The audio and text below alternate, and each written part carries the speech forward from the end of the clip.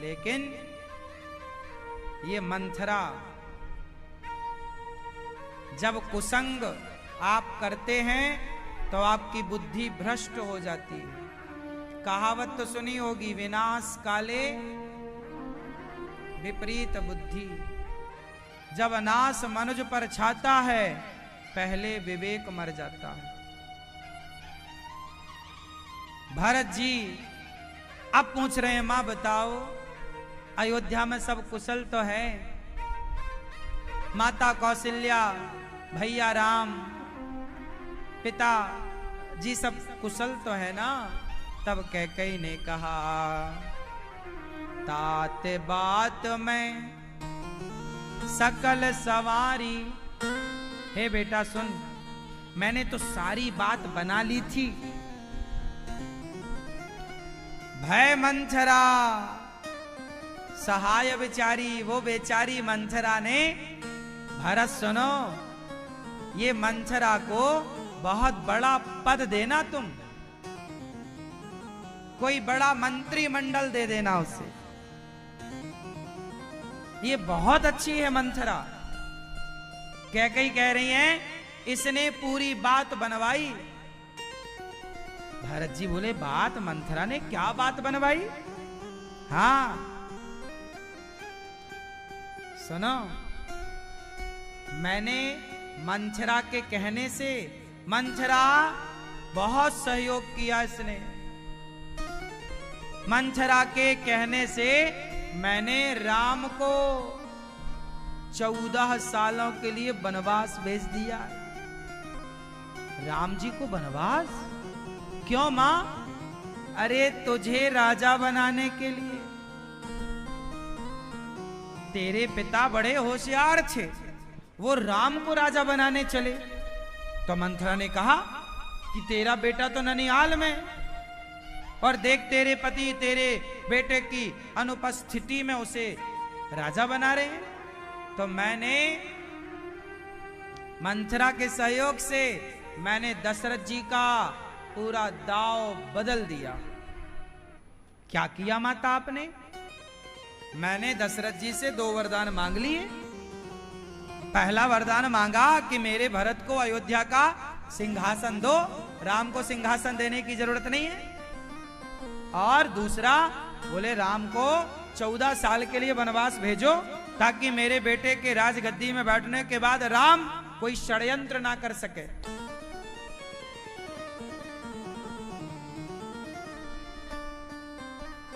कैकेयी ऐसे बता रही हैं जैसे बहुत बड़ा काम किया, पर बेटा एक गड़बड़ हो गई। क्या क्या गड़बड़ होगी माता? वो तेरे भैया राम वनवास गए ना, वो तो चला गया। राम बहुत अच्छा लड़का है, उसने एक बार मना नहीं किया। मेरे एक बार के कहने से बेचारा वनवास चला गया, और सीता भी चली गई, और लक्ष्मण भी चला गया। अब तो भरत जी रोने लगे, माता सीता का वनवास, भैया लक्ष्मण का वनवास, राम का। माता गड़बड़ क्या हो गई? बोले, बेटा बस एक गड़बड़ हो गई, वो तेरे पिता की मृत्यु हो गई। बस ये थोड़ा गड़बड़ हो गया, बाकी मैंने पूरा संभाल रखा था। पूरी प्लानिंग मेरे हिसाब से काम हुआ पूरा। अब तो भैया जब ये सारी बातें हंस हंस के कैकेयी ने सुनाई, सुनि सुत बचन कहती कैकेयी, मरम 5 जनो माहुर देई। भरत जी ने कहा, सुनि सुठी सहमेउ राजकुमारू। सहम गए भरत जी, पाके छत जनो लाग अंगारू। मानो घाव में अंगार रख दिया हो, ऐसी पीड़ा हुई भरत जी को। लंबी लंबी सांसें लेने लग गए और कहने लग गए, जो पे कुरुचि रही अति तो ही, जनमत काहे न मारे मोही। हे माता, यदि तुम्हारे भीतर राम के प्रति इतना कपट था, तो मुझे जन्म देते ही तुमने मार क्यों नहीं डाला? पेड़ काटते पाल्यों सींचा, तुमने पेड़ काट करके उसके पत्तों को जिंदा देखना चाहा है। हे माता, तुमने पूरा घर उजाड़ दिया, तुम्हारे मुख में कीड़े क्यों न पड़ गए? तुम्हारे हृदय में कीड़े क्यों ना पड़ गए जब तुमने मेरे राम को वनवास भेज दिया? भरत जी रो रहे हैं। मां कैकेयी, अब तो मां कहना छोड़ दिया भरत जी ने। जब ते कुमति कुमति जी ठयऊं, खंड खंड हुई हृदय न गयऊं। बर मांगत मन भई नहीं पीरा, तुम्हें वरदान मांगते हुए, राम को वनवास भेजते हुए दर्द नहीं हुआ, पीड़ा नहीं हुई। गरी न जीह मोह पर्यों न कीरा, तुम्हारे मुंह में कीड़े नहीं पड़ गए जब तुमने राम को वनवास मांगा? अब भरत जी ने कहा, आज के बाद मैं तुम्हें कभी माता कहकर ना बुलाऊंगा। तुम मेरी माता कहलाने के योग्य नहीं हो। भरत जी, राम विरोधी हृदय ते प्रगट कीन विधि मोही। मोह समान को पात की बादी कहूं कछु तोही। भरत जी ने कहा, मेरे जैसा पापी कौन होगा कि मेरे कारण राम को वनवास जाना पड़ा। हे माता, हे कैकेयी, तुमने मेरा जीवन बर्बाद कर दिया। राम को, राम जैसे भाई को क्या अपराध था? कितनी खुशी की बात थी कि राम राजा बन रहे थे और आपने वनवास भेज दिया।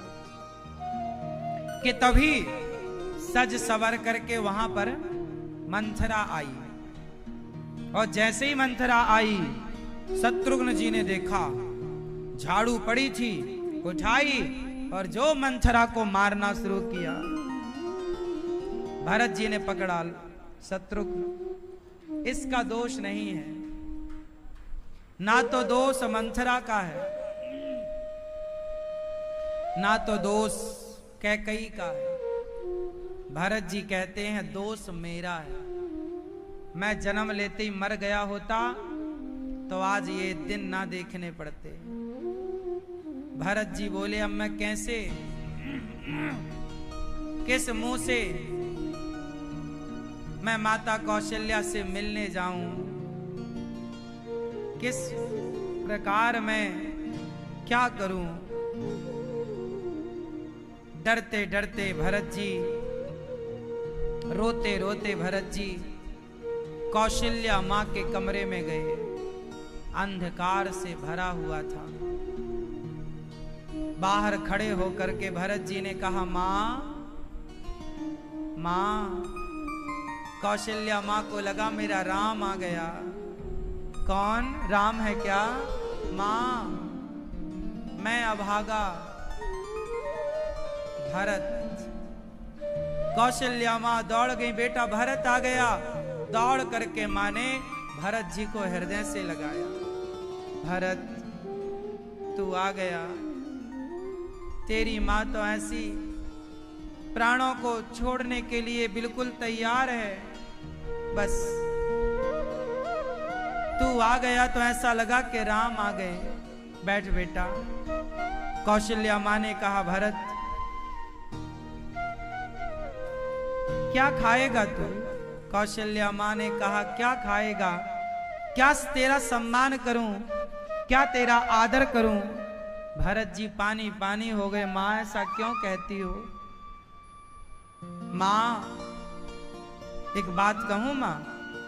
हाँ बेटा भरत बोलो, क्या कहना है? भरत जी ने कहा, मां बताओ, यदि गौशाला में आग लगा दी जाए और उस आग में सारी गाय जल के मर जाएं, तो माता बताओ कितना पाप है? मां कौशल्या बोली, भरत गायों को जिंदा जलाना बहुत बड़ा पाप है बेटा। किसी गौशाला में आग लगाना बहुत बड़ा पाप है। भरत जी ने कहा, मां वो जो पाप है ना, वो मुझे लग जाए मां। क्यों? मां देख मेरे कारण मेरे राम का वनवास हुआ, माँ मेरे कारण आपका सुहाग उजड़ गया, माँ मेरे कारण आपकी मांग का सिंदूर उजड़ गया, माँ माँ जो पाप गौ हत्या करने से लगता हो ना, वो पाप मुझे लगे माँ। भरत जी तो बस ये कहना चाहते हैं, माँ किसी यज्ञशाला में आग लगा दी जाए और यज्ञ करता सारे ब्राह्मण जल के मर जाएं, उसका जो पाप लगे ना माँ, वो मुझे लगे। कौशल्या माँ ने भरत जी के मुंह में हाथ रख दिया, माँ बेटा ऐसा क्यों कहता है? भरत जी ने कहा, माँ प्रभु का राम का वनवास जाना, पिता की मृत्यु होना, इस सब का कारण मैं हूं माँ। माँ मैं जानता हूं कि आपका हृदय कितना दुखी होगा।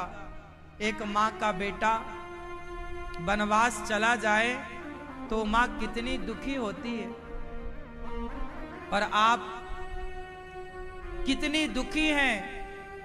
मेरे कारण माता आपको दुख मिला है, मुझे दंड दे दो माँ, अपने इन हाथों से मेरा गला दबा दो माँ, मैं जीना नहीं चाहता। मेरे कारण पूरे अवध में ये दुख के बादल मंडरा रहे हैं माँ। मेरे राम किस तरह जंगल में अपना समय व्यतीत कर रहे होंगे, किस तरह सीता माँ जंगल में अपना जीवन गुजार रही होंगी माँ। मैं ही ये सारे दुख की जड़ हूं, मुझे गला दबाकर मार दो माँ, मैं जीना नहीं चाहता। मेरी माँ ने क्यों नहीं मुझे बचपन में ही मार दिया। कौशल्या माँ समझा रही हैं, भरत ऐसे अधीर ना बनो, जो हुआ है उसे भूल जाओ भरत। भरत जी रो रहे हैं, कुछ बोला नहीं जा रहा है। कैकेयी कौशल्या मां समझा रही हैं, गोद में बिठाया भरत जी को, सिर पे हाथ रखा, भरत जी के नेत्रों के आंसू कौशल्या मां ने पोंछे। मुझे विश्वास भरत। भरत जी ने कहा, मां आप ये सोच रही होंगी कि ये भरत का षड्यंत्र है मां। यदि मेरे हृदय में तनिक भी द्वेष और ईर्ष्या का भाव हो मां, तो मेरी मृत्यु हो जाए मां। भरत जी को हृदय से लगाकर कहा कौशल्या मां ने, बेटा मैं जानती हूं भरत कि तेरा हृदय कितना पवित्र है, पर बेटा ये समय रोने का नहीं है। चल, तेरे पिता का अंतिम संस्कार अभी बाकी है। वशिष्ठ जी आए, भरत जी को लेकर गए और सरयू के तट पर दशरथ जी का अंतिम संस्कार श्री भरत जी ने किया। संस्कार करने के बाद पिंडदान इत्यादि की क्रिया, जो भी क्रिया होती है, कर्म होता है, सब शमशान में किया। साफ शुद्धि हो जाने के बाद पिता के मृत्यु के बाद सबको भोजन करा के दान दक्षिणा देकर पिता के लिए एक बेटा जो कर सकता था उससे करोड़ों गुना अच्छा भरत जी ने किया। जब सब कुछ हो गया तो वशिष्ठ जी ने एक सभा बुलाई।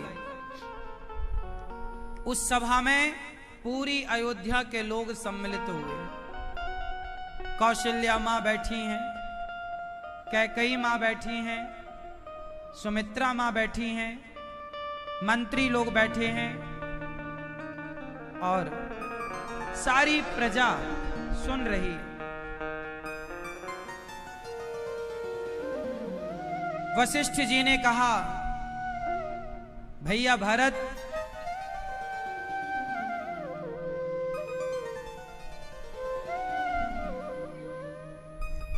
भरत जी उस सभा में रो रहे हैं। अपनी कैकेयी मां की तरफ एक बार भी भरत जी देख नहीं रहे हैं। वशिष्ठ जी ने कहा, सुनहु भरत भावी प्रबल, बिलख कहूं मुनीनाथ, हानि लाभ जीवन मरण, यश अपयश विधि हाथ। वशिष्ठ जी रोने लग गए। रोते हुए वशिष्ठ जी ने कहा, भरत, ये हानि लाभ जीवन मरण ये हमारे और तुम्हारे वश में नहीं है।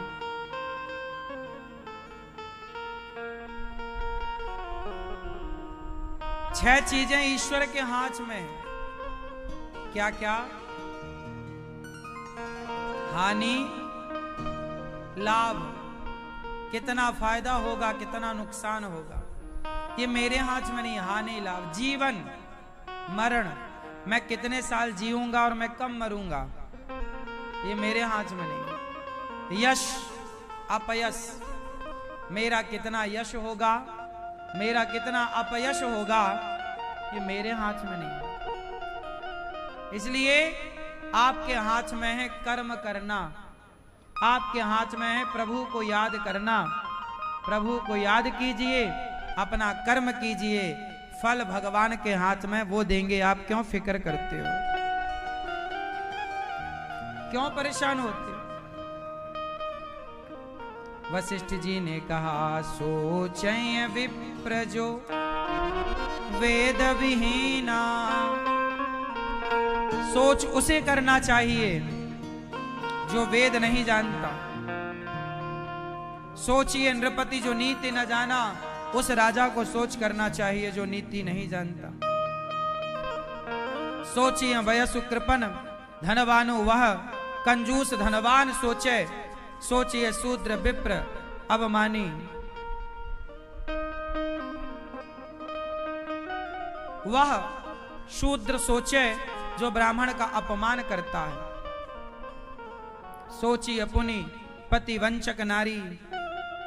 सोच वो करे जो गलत हो। वो नारी सोच करे जो अपने पति को धोखा देकर पर पुरुष के साथ रहती है। भारत, तुम तो समझदार हो, एक अच्छे राजा बनने के योग्य हो, तुम सोच ना करो। भरत, मैं कहता हूं तुम्हारे पिता की आज्ञा का पालन करके तुम्हारे भैया राम वनवास गए। अब तुम पिता की आज्ञा का पालन करो और अयोध्या का राज्य सिंहासन स्वीकार करो। तुम्हारी माता ने तुम्हें राजा बनाना चाहा और तुम्हारे पिता ने तुम्हें राज सत्ता सौंपी। जाओ, अब राज तिलक की तैयारी की जाए, भरत राजा बनेंगे। गुरु वशिष्ठ जी ने घोषणा कर दी कि अब अयोध्या के राजा भरत होंगे। वशिष्ठ जी ने पूछा, क्या किसी को कोई आपत्ति है? सारी प्रजा ने, सारे मंत्रिमंडल ने कहा, महाराज किसी को कोई आपत्ति, कोई विरोध नहीं। भरत जी का विरोध करने वाला कोई नहीं, सब तैयार भरत जी को राजा बनाओ। क्यों? क्योंकि पिता कहकर गए, कैकेयी ने वरदान यही मांगा है, राजा। जब वशिष्ठ जी ने कहा किसी को कोई आपत्ति है, तब भरत जी ने हाथ उठाया, हे गुरुदेव मुझे आपत्ति है। भरत, आपको क्या आपत्ति है?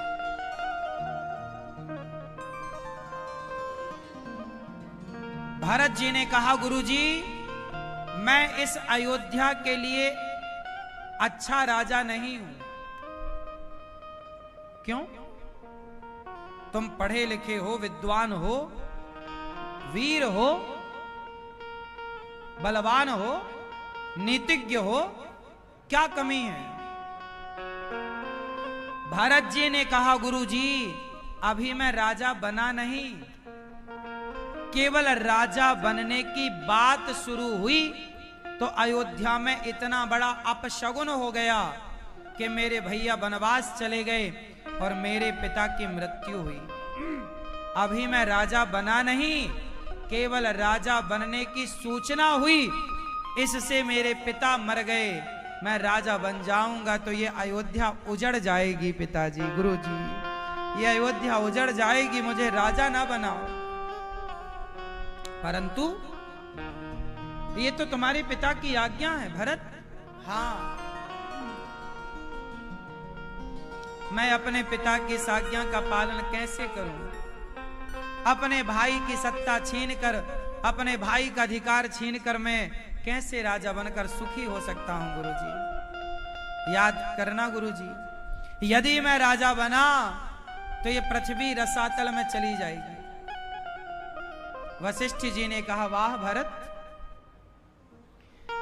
रावण जैसे पापियों के पाप से पृथ्वी रसातल में ना गई, हिरण्याक्ष हिरण्यकश्यपु जैसे पापियों के पाप से पृथ्वी रसातल में ना गई, क्या तुम्हारे जैसे धर्मात्मा, भरत जैसे धर्मात्मा व्यक्ति के राजा होने से क्या ये पृथ्वी रसातल में चली जाएगी? भरत जी ने कहा, गुरुजी आप ही बताइए, ये पृथ्वी धर्म की उम्मीद किससे करती है? आप बताओ। आप धर्म की, आप सत्य की उम्मीद किससे करेंगे? बोलो।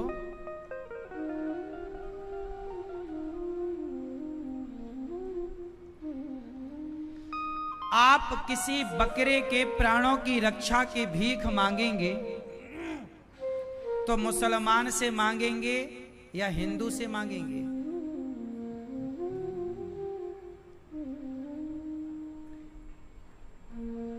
धर्म की उम्मीद किससे है?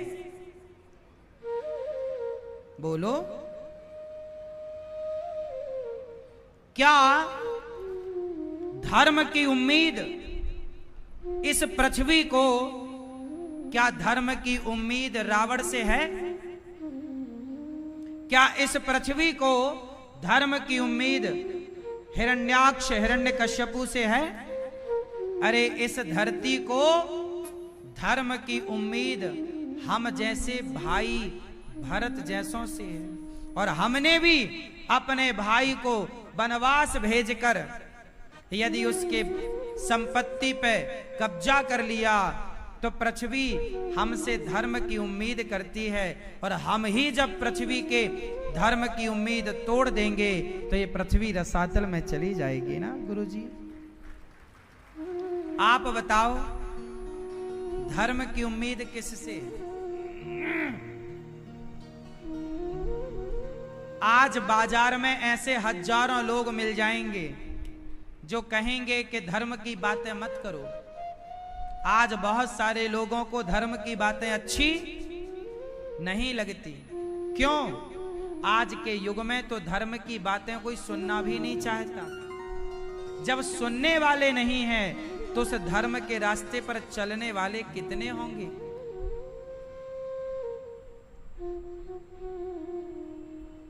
जब धर्म की बातें सुनने को तैयार नहीं है लोग, तो धर्म की बातों पर चलने को तैयार कौन होगा?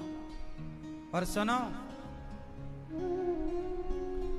कोई कितना भी झूठ बोलता हो मेरी मां, कोई कितना भी पाप करता हो मेरी मां, आप मत करना।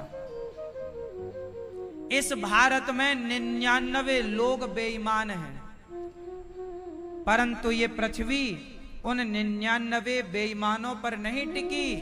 जो एक व्यक्ति जो 100 में एक अच्छा है, उस एक की अच्छाई सच्चाई, उस एक के धर्म के बल पर यह संसार आज भी टिका हुआ है। उस एक के बल पर।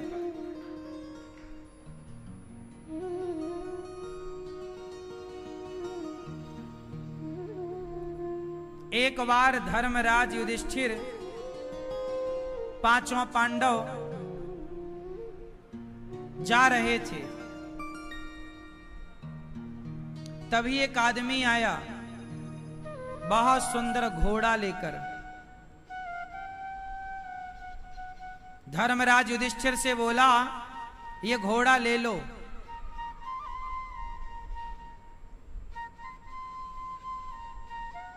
पूरा संपत्ति, बहुत सारा धन था।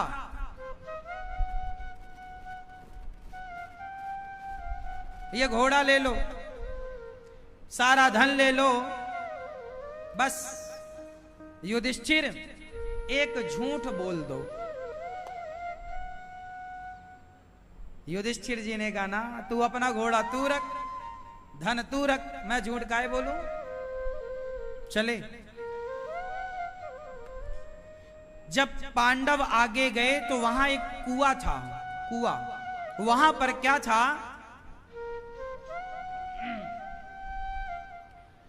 कि एक कुएं से